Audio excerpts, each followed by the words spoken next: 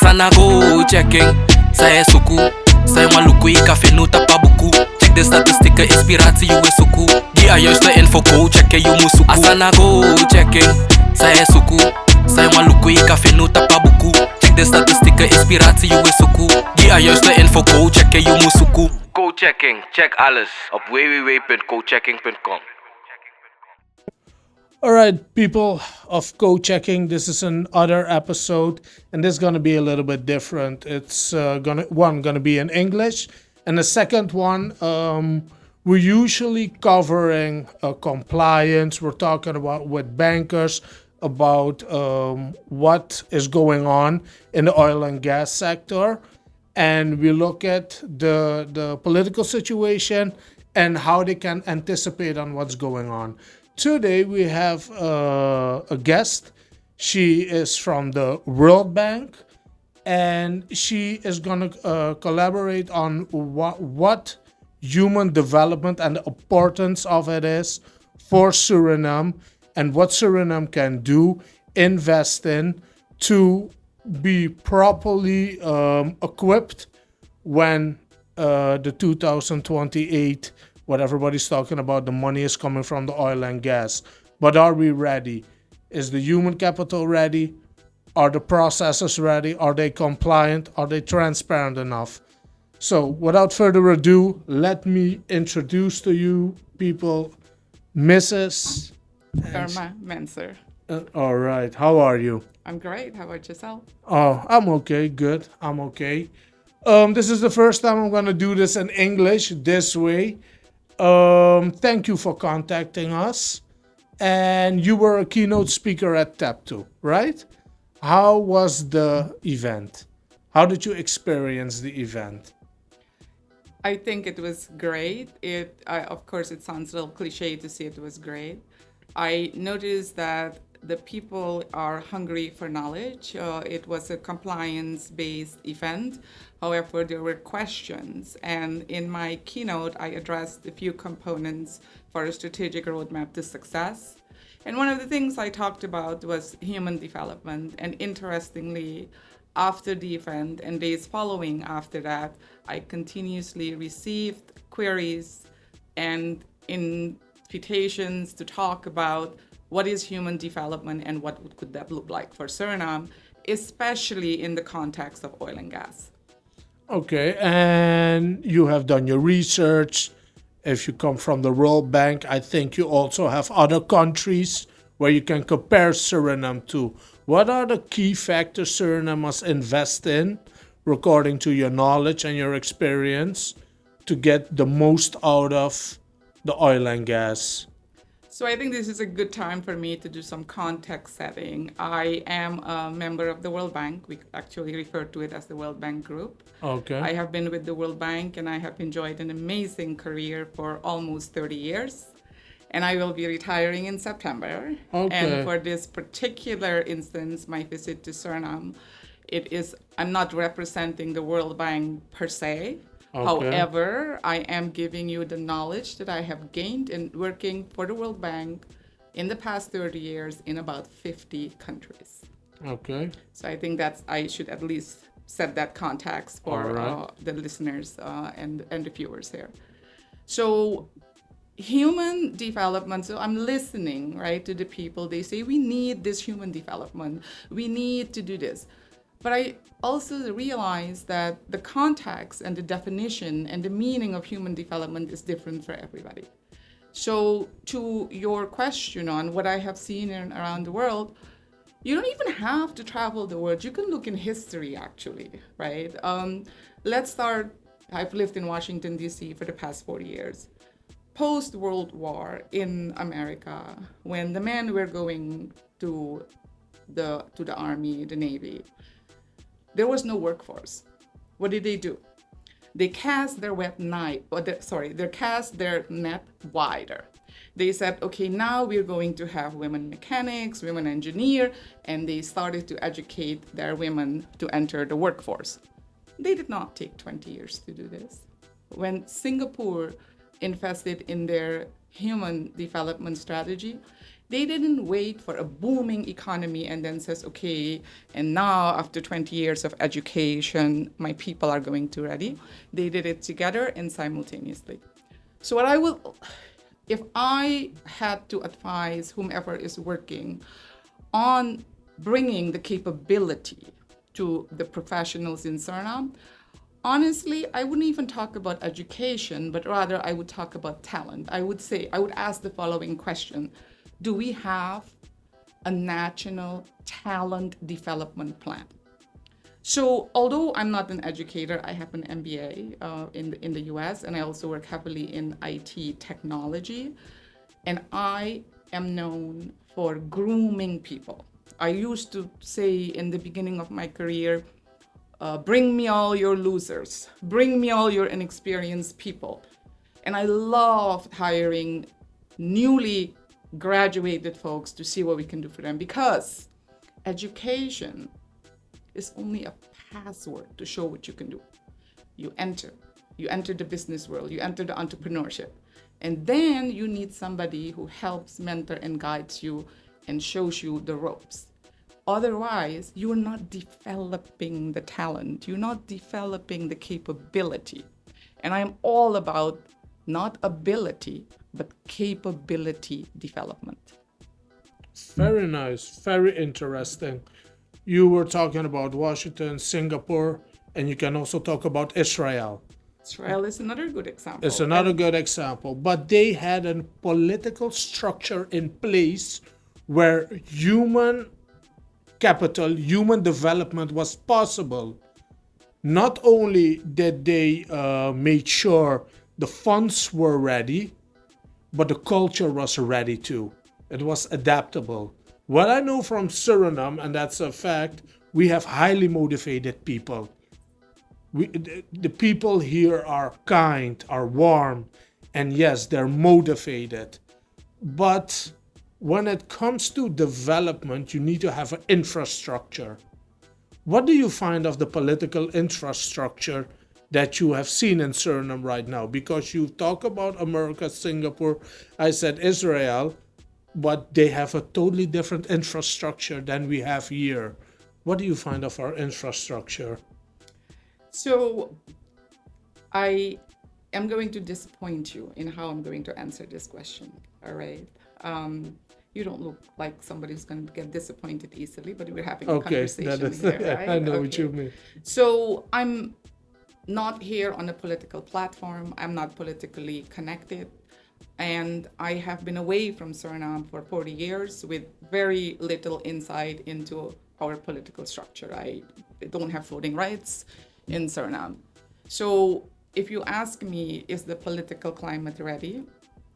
You know, what I find really interesting in Suriname, and it is something that is a little bit different than from what I have seen in some of the other countries where I have worked for, is that politics seem to come first. I see how people introduce people. They introduce you, this is your name, this is your gender, and by the way, you're from this political party. I find that shocking because it doesn't matter which political party you're from. And it doesn't matter what the political influences could be. Education, ability, capability, knowledge transfer. Let me ask you, what does that have to do with politics? Look, I am an entrepreneur. And as an entrepreneur, I look at things totally different than the common person who has the same path that I had as an entrepreneur. So I look at things differently. That's why when you're talking, I'm hearing you. I feel you. I know what you mean, which way to go. But I know there are certain hurdles along the way. And yes, the way we introduce ourselves, we do not even say openly which political party in certain areas within Suriname. We already know. And because we already know, we also align our thinking and the way we structure our agenda to reach our goals. So when you come with an open mind, because this is an open mind, what you want to do with the human development, and it when we are philosophizing, then yes, it's great. But when it comes practical, and that's what we right now need in Suriname, there's a lot of policy paper, a lot of people busy with policy, but what can we do that really practical, that get the normal, the common man, the entrepreneur to get into that structure for human development? So when it comes to policy, right, I've done a lot of work in governance and policy. I was part of the team who readied Romania to enter the European Union quite some time ago. Policy overhaul, their judicial system needed to be overhauled. I'm not a newbie to governance and policies, and the infrastructure needed to get this done, right? During COVID, for example, policies needed to be changed. When did you see a government say you must be vaccinated? When, right? So when there are changes in the climate and you need to, and when I say climate, I don't mean the tropical climate, I mean the business climate. As an entrepreneur, I think you know what I meant, right? You have to look at what the forces are that require change, right? Exactly. And Suriname is now going through its wave and its movements toward change. And you tell me you're an entrepreneur. By the way, entrepreneurs, in my experience, are a very different breed. I actually did a great project in Kuwait to beef up their entrepreneurship. So we can talk about entrepreneurship in a different podcast. Yeah. I love entrepreneurs. But entrepreneurs have a different kind of smart. And that is the other thing about human development, right? People have different kind of smarts, right? You can be smart in communication. You can be smart in creativity. You can be book smart. In Suriname, for example, I went to VWO. There are folks who went to HAVO, VWO. Now, Natin is a big thing. And I'm thinking, if we are developing people, right, for oil and gas, why is the barrier to entry so high? Why don't we take all able-bodied men and women, I also do a lot of work in women leadership, and say, let's go. Let's start preparing you for these new jobs that are going to be necessary, and see who can make it. Why do we have to go so many years? That's, again, the difference between developing capacity and giving people an education as a password to start developing the capacity. So we also need to think, I like what you're saying, we have to make a paradigm shift in our head. What are we trying to do here? Are we trying to raise people to finish their education? Or are we going to pause and say, what is the strategy that we need right now to develop the capabilities needed? And that's why you need a vision. You Exactly. need a vision. The government must come with a vision. And then everybody must anticipate on that. While here in Suriname, where would you advise the government to look for to get the most out of the human development? So I would look at, what do we have already? What is it that Surinamers are naturally good at? Part of my success at the World Bank, I attribute to my upbringing in Suriname, right? There are things that we know intuitively. An average Surinamer can say hello in different languages. An average Surinamer has some cultural sensitivity that the rest of the world does not have. For example, some food preferences or religious things that we know about when we are inviting people to dinner at our house.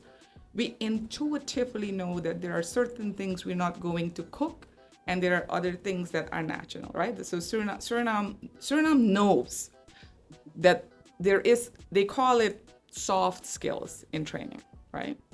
I would look big time in leadership. Leadership training can be very expensive abroad, but leadership training also includes certain components that are so critical to the success of Suriname, to the success of any organization, actually. So I think one of the things that needs to be done is a launch of a leadership series, right? We need to know how to work in a global environment, right? Suriname is not isolated in the world. There's no world called Suriname, you know. In fact, in Washington and abroad, I often have to explain to people where Suriname is. I think you're following me, right? Yeah, I have to tell them, they think it's either we're in Asia or in Africa, but we ourselves, we do have some nuggets of information. You know where I do very well, to come back to your question? I do extremely well with young people, recent graduates, because they're moldable. But what's required for them to be successful is for me to set the vision, the strategic direction, give them the roadmap and say, let's go. Yeah. But you know that all of the things that are required to get the most out of them is right now not in place in Suriname. Why? Or do you see otherwise? I would do it very differently. I would look at what are people good at. Again, And what do you think what the people are good at? It's very interesting you say that way, because when we do communication training, we also look at what is the state the people are in right now and where do they want to go? What do you want to learn? Where do you want to be in the next? But what do you see within in Suriname environment? I see that people don't know because they have not been given an option. How many times have we asked people, what are you good at and what you want to do? Listen, earlier today I had a conversation, right? And I was part of that system and that structure. When you're in the Milo school in Suriname, you have an A-richting and you have a B-richting, Yeah. right? What am I good at? When I am 14 and I can take a radio apart, I have a friend actually who did that. She loved taking radios apart and putting them back, right? Should that person not be given an opportunity to do, and it's a she, what she likes to do? How is she ever going to develop what she was naturally good at because the opportunity was not given, because we have a system of elimination? Because here's what happened, right? So you go from the Mulo to Feweo, and you will see that when you get to Feweo, if you didn't get, I don't know if it's still this way, I'm talking about my old days, right? If you didn't get the R and the S packet, you definitely go in another. You've never seen this. How do you know how do you know I'm going to be good at this? You're only going to know what I'm good at if you give me a chance. If you give me an opportunity to show you what I'm good at. But not just that. Allow me to fail. I tell my team, fail and fail fast. Because the faster you fail, the more I will know what works and what doesn't work. But when we create a platform where there's no room for failures, people will not take risks. And as an entrepreneur, high risk, high return. Definitely. But that's a mindset. Of course, That's a mindset. And that mindset is not fully developed yet, because when you fail, there are repercussions, and repercussions, that is not something that people want to deal with. But also change. If you change, if you know what the vision is about you're going at, then you know that change can bring something positive. But if you're uncertainty, you're not willing to change. Correct. And punishment. And punishment. Yes. But the change part is very difficult for any human being and any echelon in which company. But what do you want to, what do you think needs to be implemented to get the Suriname, the talent development, what you're talking about in Suriname, to get it on a higher level in Suriname? What must be done? So first we need to create awareness. And first we need to create an environment that we just talked about, where when you fail at something, you don't automatically get punished. Quite a few years ago, our then CIO, I made him a proposal. I said, we always celebrate the awards of the projects that did well. I think we should have an award for a failure, like you failed. Because what did you do when you failed? You took a risk, and it's tough to put yourself out there when you do not know what the outcome is. And he says, Irma, I agree with you, but I don't know if anyone else, will be able to do this, because we don't want to also cultivate a culture of failure. So what we need to do is we need to balance, right? We need to create these opportunities, and we need to test. We need to do pilots. I can take a framework, and I'm going to say, let's implement it in Suriname, Saudi Arabia, Kuwait, wherever. But you can't cut and paste. You need to make sure that that model works. And anytime you work with people, because ultimately we're talking about developing this capacity in people, ultimately, when you work with people are very fluid. You do not know how they're going to react. You just don't know that. So where do we start? Including the awareness that I just spoke up, the opportunities given, and creating that shift in the mindset and that shift in the thinking that we're going to try this. And when it fails, there's going to be lessons learned. Do you know that when I hire people and when they started a company and failed, I put them on top of the list for hiring? Because they took a risk and they learned something from their failure. Coming back to entrepreneurship. Yeah. All right. And you think this methodology will also work within the new generation that is coming, within the Gen Z, the new generation? What do you think will be more effective with them? Because when they come to the workforce and the workspace, they come with a different attitude than people 20 years ago. The rules were also were other rules back then. When you look at the youth in Suriname right now, and the talent in Suriname, do you see that methodology will work?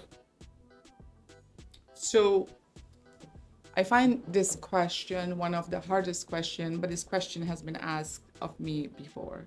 So I hope to have an answer for you. It's not just in Suriname. The youth across the world have a very different mindset and a very different mentality.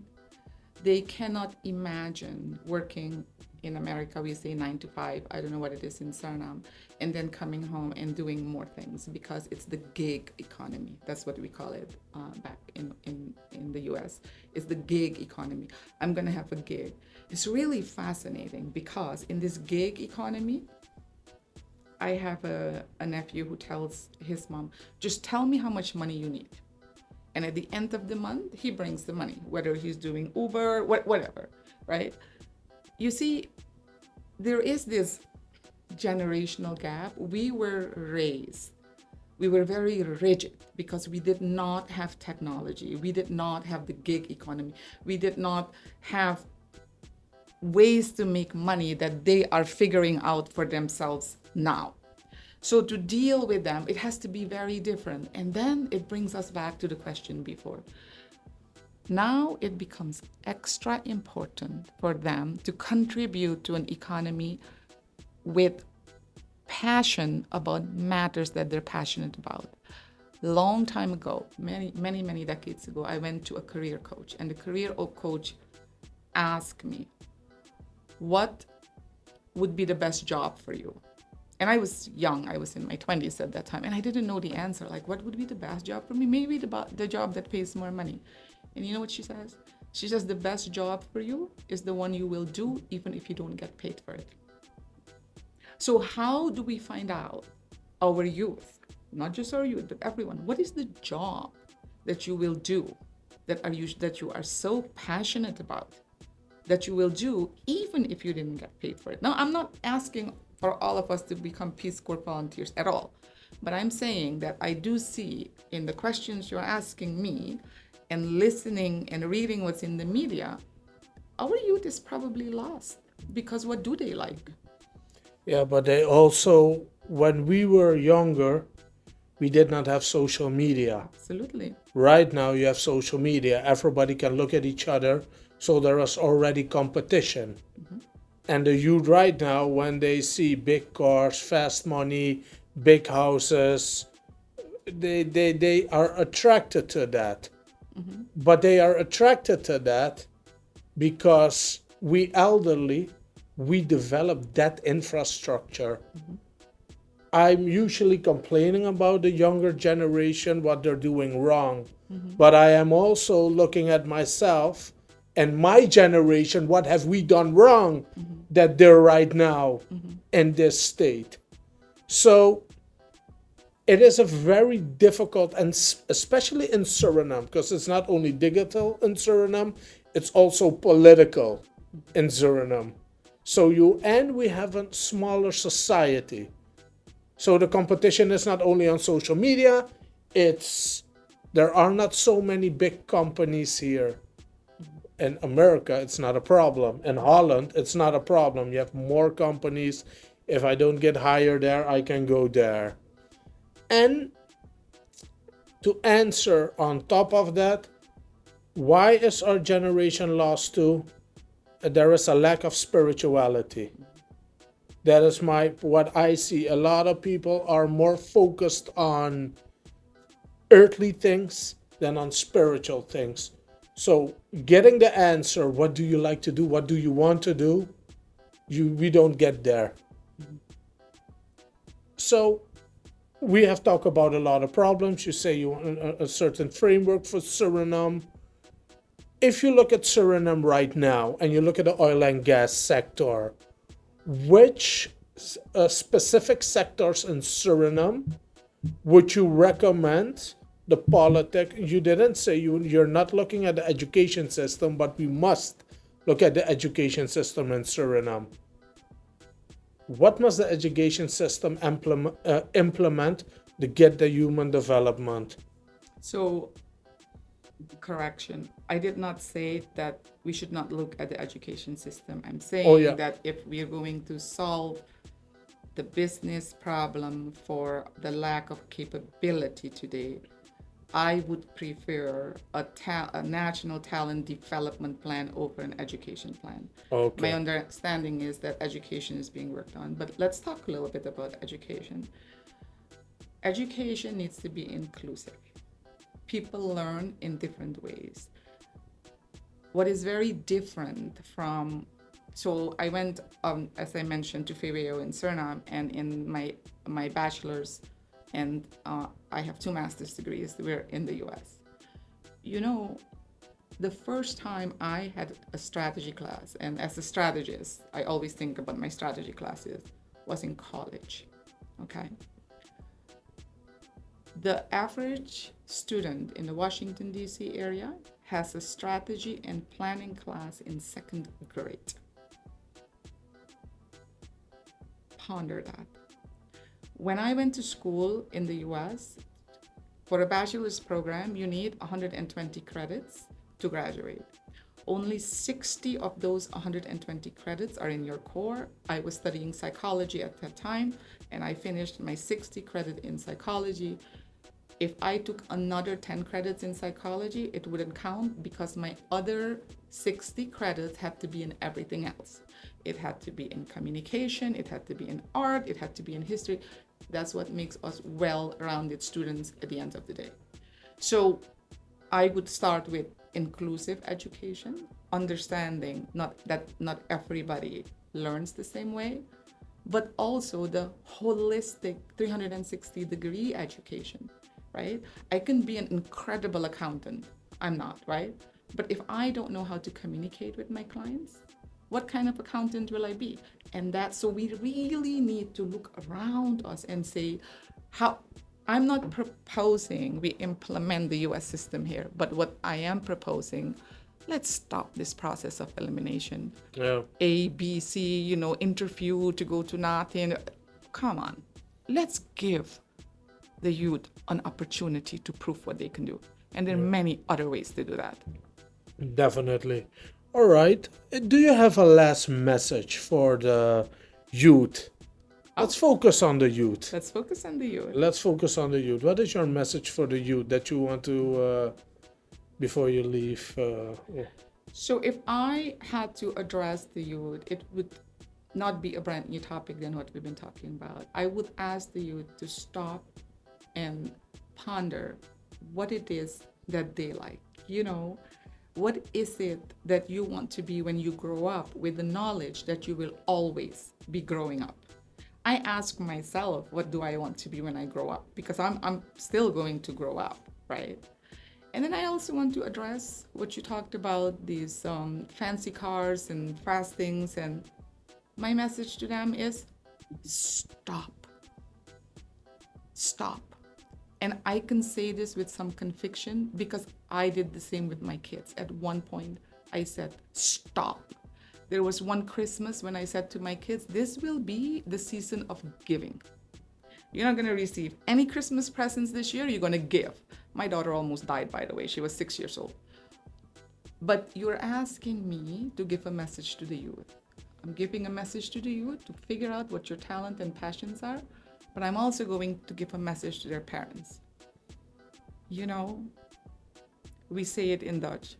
Geef het met de paplepel mee. Their core, their value, their moral compass. These are the things that are going to determine what kind of contributions they will make to society. Not when they are 60 years old or 50 years old. Can I just tell you in closing, let me share. I don't ask a lot of my kids, but I tell them that I don't care what you do, but you have to contribute to community in something that you want and that you like. So my son likes animals, he goes to the animals shelter. My daughter, she cannot deal with living things, animals and peoples, so she goes and she picks up the recycling and brings it to the recycling center. We have to give back to society. Definitely. Many thanks for coming in the studio, sharing your expertise and your thoughts. And yes, let's inspire the community. Thank you for your time. Thank you. Well, ladies and gentlemen, you hear it. To inspire, you need to develop yourself. And when you develop yourself, you have the skills and then you can give back. I say it many times in a podcast, usually in Dutch. If you don't have skills and you sit on a table, you will take because you have nothing to give. But if you have something to give, then you can contribute. And there is where corruption stops.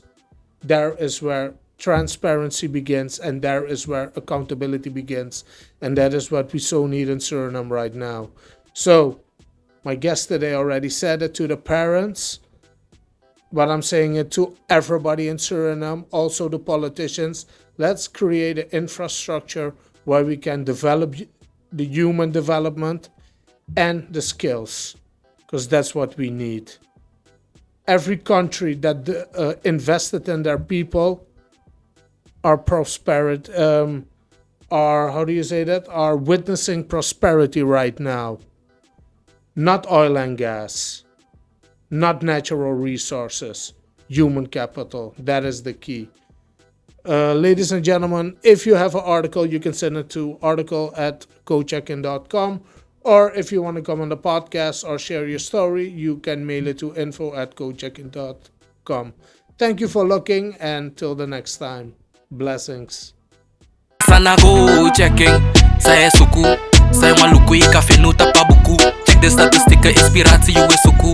Die aan juiste info, go checken, you moet suku. Asana go checking, saya suku, saya maluku I café no tapa buku. Check de statistieken, inspiratie, you is suku. Die aan juiste info, go checken, you moet suku. Ko'W Checking, check alles op www.kochecking.com.